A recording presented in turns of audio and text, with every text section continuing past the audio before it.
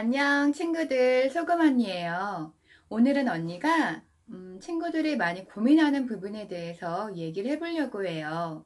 바로 그거는 내가 시기장애인 거를 주변 사람한테 알려야 될까요? 라는 고민하는 거를 참 많이 언니가 보고 있는데요.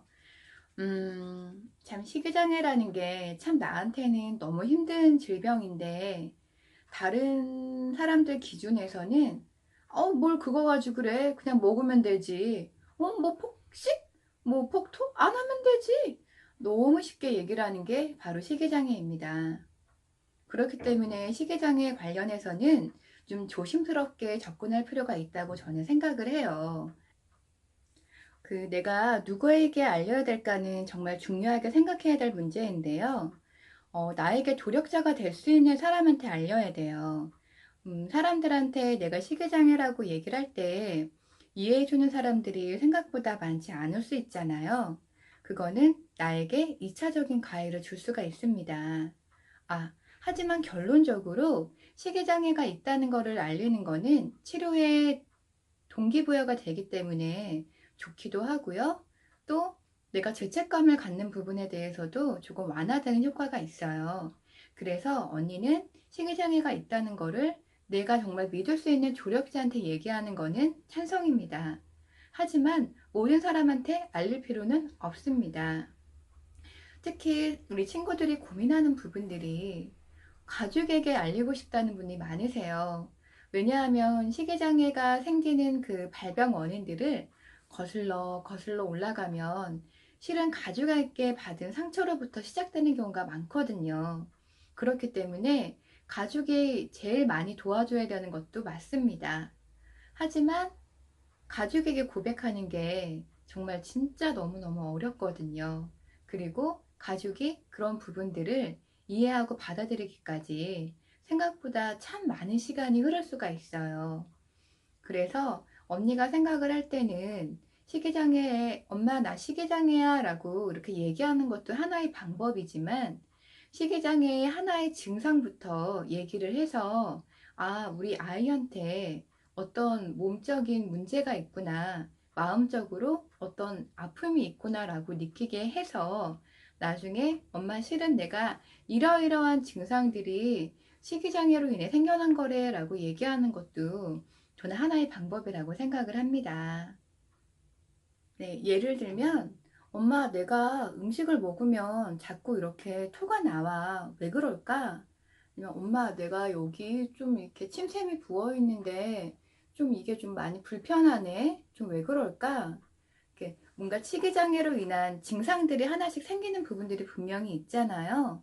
그런 부분들을 엄마한테 이제 차츰차츰 얘기하고, 그럼 엄마가 너 어디 아픈 거 아니니? 라고 물어볼 수가 있어요.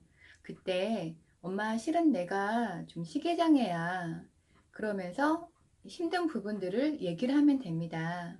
그런데 사람이라는 게 누가 나를 공격한다고 생각하면은 그렇게 위로가 먼저 나오지 않거든요. 내가 너 때문에 이렇게 아파. 내가 너 때문에 이렇게 됐어. 라는 공격적인 얘기를 들으면 위로의 마음보다 내가 그거를 방어하고 싶다는 마음이 생길 수가 있어요. 그렇기 때문에 특히 부모님한테 얘기할 때 내가 엄마 때문에 시기장애가 생겼잖아! 이렇게 얘기하는 것보다도 엄마 내가 그런 얘기를 들을 때 내 마음이 자존감이 낮아지면서 막 그런 부분으로 내가 왜 시기장애가 생겼는지에 대한 그런 얘기들을 좀 이렇게 덜 공격적으로 좀 담담하게 얘기하는 게 더 효과가 있다고 생각을 합니다. 자, 그러면은 우리가 한번 정리해 볼게요. 일단 시기장애를 사람들한테 알리는 게 좋다? 네, 맞습니다. 하지만 모든 사람한테 알릴 필요는 없다.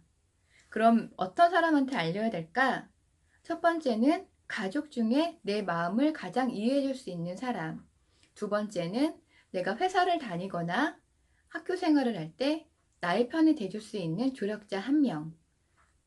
아니면 뭐 학원이든 내가 어떤 생활을 하는 데 있어서 꼭 내 옆에서 도움을 줄 수 있는 사람이 있잖아요. 그런 사람한테는 얘기하는 게 좋습니다. 세 번째, 얘기를 할 때는 공격적인 얘기보다도 공격성을 띤 얘기보다, 그러니까 내가 누구 때문에 이렇게 됐어 라는 것보다 담담하게 나의 증상들을 하나하나 더 얘기하는 게 더 그 사람한테는 더 파워풀하게 다가올 수 있습니다. 그리고 정말 부모님들한테 이런 얘기를 했을 때 앞에서는 뭐 쓸데없는 소리야 라고 할 수 있지만 정말 뒤에서는 여러분이 걱정이 돼서 많이 알아보고 계실 거예요.